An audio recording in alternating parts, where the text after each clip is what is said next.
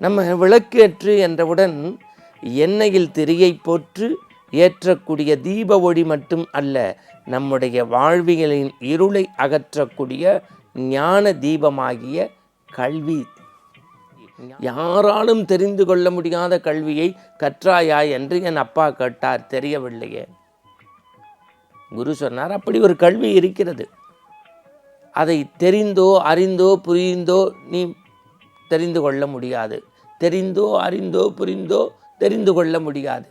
நாள்தோறும் நல்ல நல்ல செய்திகளை செவிமடுத்து வரக்கூடிய நாம் இன்றைய தினம் கொஞ்சம் உளவியல் அடிப்படையில் புத்தகத்தின் வழி நின்று ஆன்மீகத்தை ஒரு புதிய வடிவில் பார்க்க இருக்கின்றோம். என்ன? மனிதனை மனிதனாக்குவோம், மனிதனை மனிதனாக்குவோம். பொதுவாக நம்ம ஊரில் சொல்லுவாங்க, கோயில் இல்லா ஊரில் குடியிருக்க வேண்டாம், ஆலயம் தொழுவது சாலவும் நன்று. அப்படின்னா என்ன அர்த்தம்? இந்த இதயம் ஆகிய ஆன்மா லயிக்கக்கூடிய இடம் ஆலயத்திற்கு நம்ம போகணும்.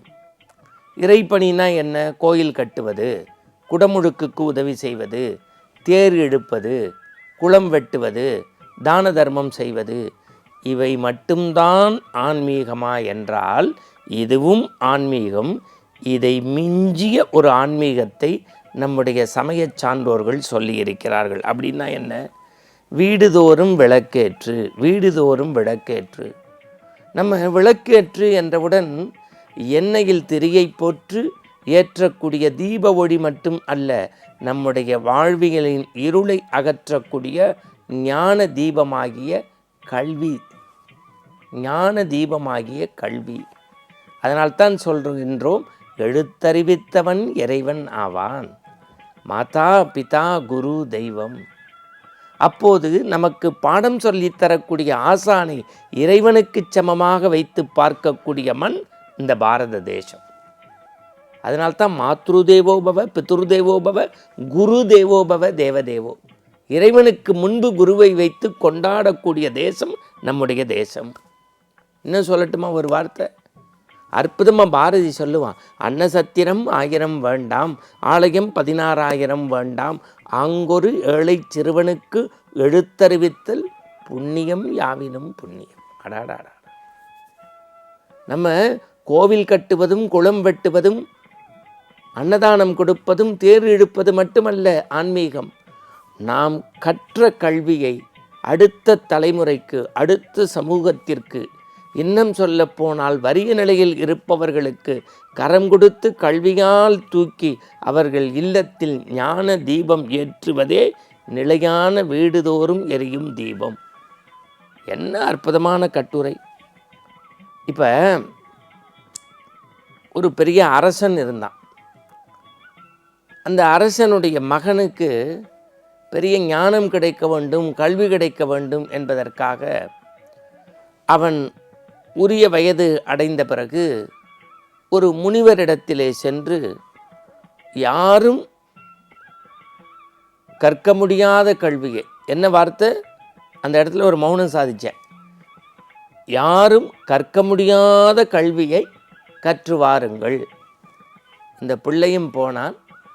குருவிடத்தில் எல்லாவற்றையும் முறையாக தினசரி படித்து எழுதி பண்போடு குருகுல கல்வியை முடித்து தேசத்திற்கு இல்லம் திரும்பினான்.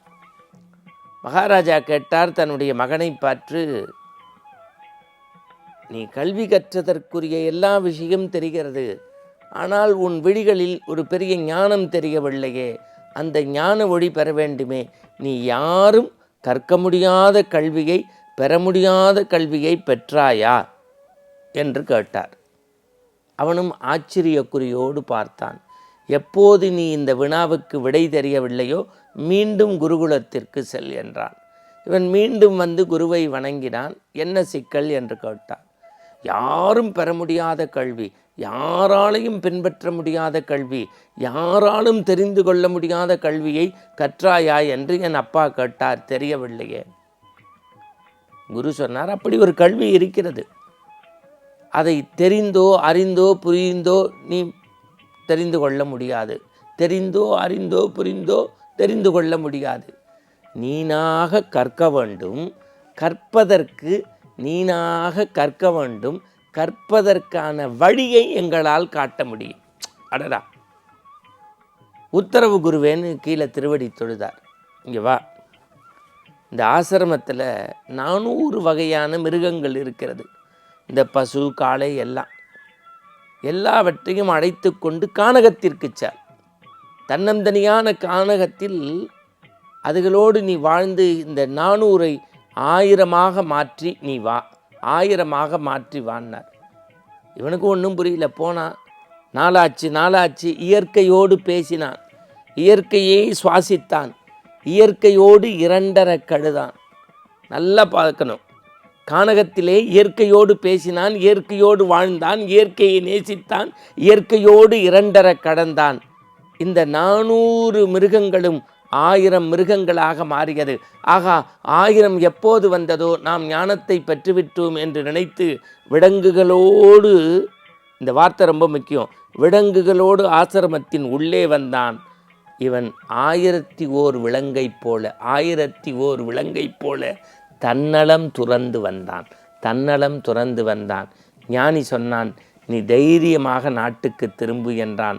மகாராஜா மட்டுமல்ல, அத்தனை பேரும் மண்டியிட்டு வணங்கினார்கள். காரணம், தன்னலத்தை துறந்து தான் பெற்ற ஞானத்தை பிறருக்கு போதிப்பதுதான் வாழ்க்கை என்று அரசாட்சிக்கு ஆசைப்படவில்லை. ஞானத்தை போதிப்பதற்கு, அறிவை அடுத்தவருக்கு கொடுக்கக்கூடிய அச்சய பாத்திரமாக மாற்றுவதற்கு, ஞான கல்வியின் விளக்கை ஏற்றுவதற்கு எப்போது அவன் முற்பட்டானோ அப்போதுதான் யாரும் பெற முடியாத கல்வியை பெற்றான். நான் இப்படி சொல்லி முடிக்கிறேன். என் அன்புக்குரிய ஆனந்த ஆரம்பத்தை ரசித்து பார்க்கக்கூடிய நேயர்களே, நாள்தோறும் நீங்கள் ஒரு ஏழை பிள்ளைக்காவது எழுத்தறிவித்தீர்கள் என்றால் இறைவன் உங்களை ஆனந்தத்தில் வைத்திருப்பான். மீண்டும் நாளை காலை சந்திப்போம். வணக்கம்.